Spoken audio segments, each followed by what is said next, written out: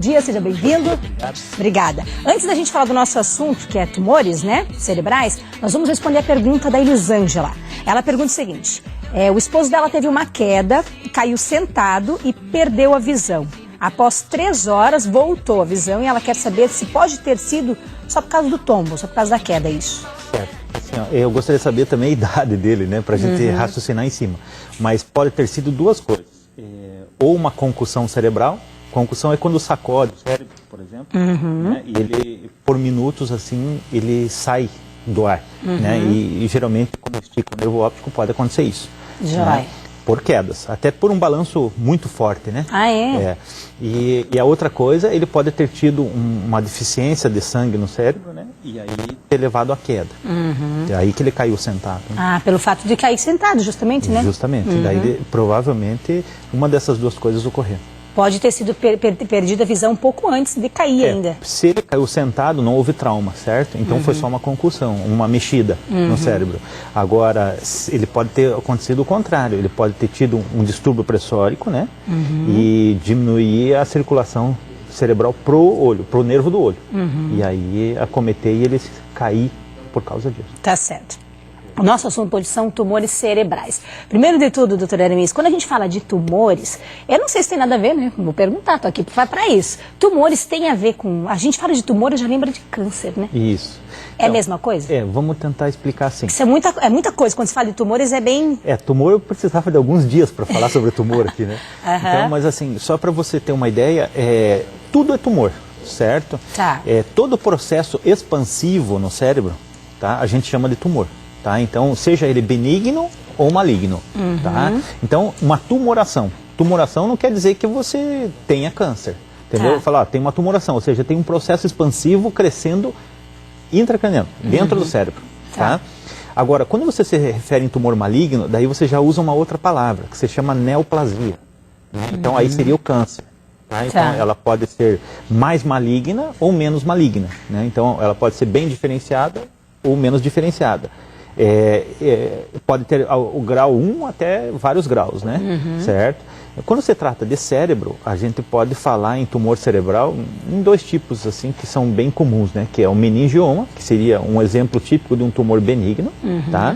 Ele pode malignizar, mas é raríssimo, é 5% só.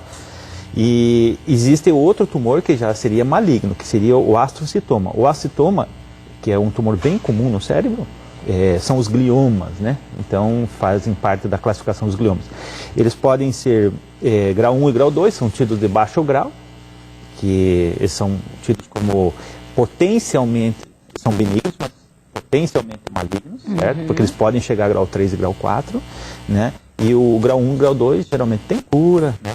Trata-se bem. O grau 3 é mais difícil, mas tem também.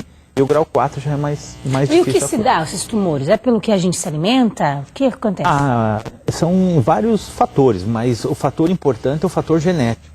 Né? Então, você tem tendência na família, né? Você já tem o oncogene nele circulando, você já tem aquela propensão a ter o tumor, né? Mas também pode ter outras coisas. Por exemplo, a pessoa que lida muito com veneno, que a comida que nem você falou, né? Se tiver muito agrotóxico, muito envenenamento, pode propiciar tumores, né?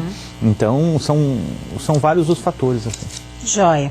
Tá chegando mais aqui, ó, perguntas. Graziele, ela sente dormência no lado direito do corpo, já fez 2 elétrons e uma tomografia e não deu nada, e a dormência continua, já faz 2 anos. Não tem a ver com tumores, não? Olha, provavelmente não, porque ela já fez ela já fez uma tomografia de crânio, né? Mas o problema dela pode ser ou de nervo periférico, tá? Que não central, né? E pode ser da coluna também, da coluna cervical. Por ter dormência? Por ter dormência. Joia. Então a inervação periférica pode ser responsável por isso. Ok. Olha só essa. Patrícia, ela extraiu o dente vai fazer 2 anos e ela sente muita dor no maxilar, quer saber se é normal isso. Então, aí ela pode, não é normal, ela pode estar com uma neuralgia do nervo trigêmeo, né? O terceiro ramo do trigêmeo. Aí teria que investigar. Né? Porque continuar doendo. Porque o dente, a gente tem inervação, né? Os nervos que saem por dentro são nervos alveolares, que são ramos do nervo trigêmeo. E esse nervo trigêmeo, o V3 que a gente chama, é o maxilar. Você vê, né, como o neurocirurgião tem que ir do corpo inteiro, né?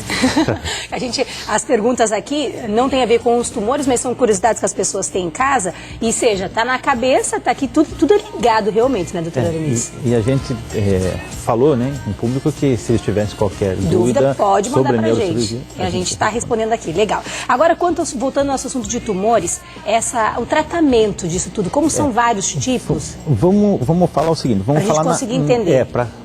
Para conseguir resumir assim, vamos falar primeiro sobre as queixas, né, os sinais clínicos, né? Tá.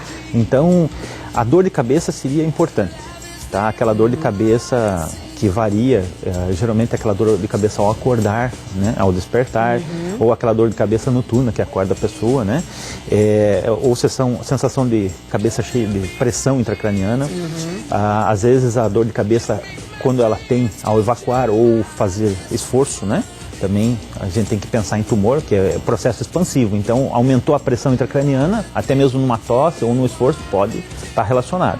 Né? E outros sintomas que às vezes a pessoa não sente e chega para nós. Quais são? Convulsões, né? Então, crise convulsiva é um sintoma importante, mas pode ter tontura, pode ter náusea, depende da área que o tumor afeta. Se ele afetar a parte da frente, ela vai ter, por exemplo, uma psicose, uma alteração emocional importante, um psiquismo, né? Na parte da frente do cérebro. E também pode, se acometer o nervo óptico, pode ter cegueira, pode ter alterações oculares. Se ela for mais temporal, né?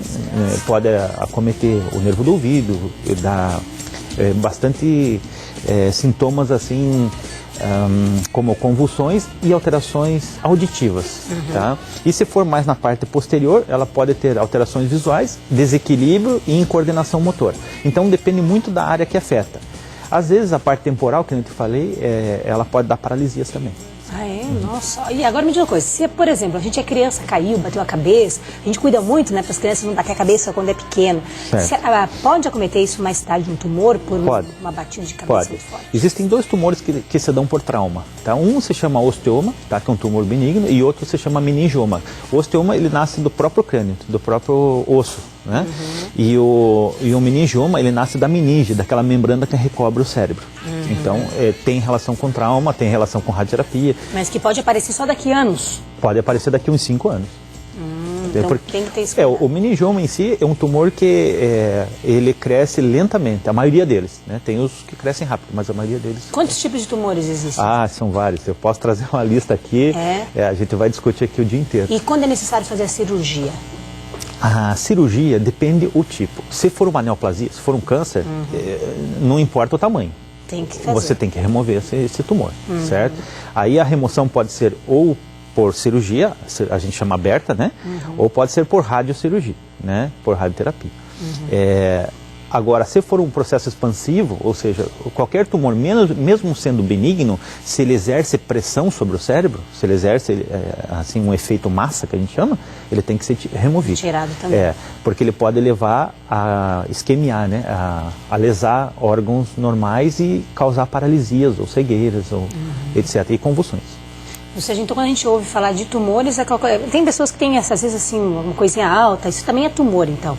Uma tumoração. Mudou? Mas ele pode ser cístico, né? Então, eu tenho um tumor aqui na mão. Então, que tumor que é? Você vai lá ver, é um cisto, entendeu? É um tumor cístico, normal. Entendi. E é benigno. Entendeu? Agora, se você falar, não, eu tenho uma neoplasia de pele, aí você já sabe que é um câncer na pele. Câncer de pele. Isso. Jóia, tá certo. Na sequência, semana que vem a gente continua, Vamos então, continuar. sobre esse assunto. Isso mesmo. É pra gente falar de outros tipos, então, de tumores. Tá certo. Obrigada, doutora Aramis. Eu te agradeço. Jóia. Agora, faz o convite, passa comer um pedacinho de broa. Com certeza. Se você gosta, né? Se não dá azia, né? Como diz o Bahia. E uma dica ali do quiz lá, aquela resposta T, o ideal é se alimentar de 3 em 3 horas em pequena quantidade.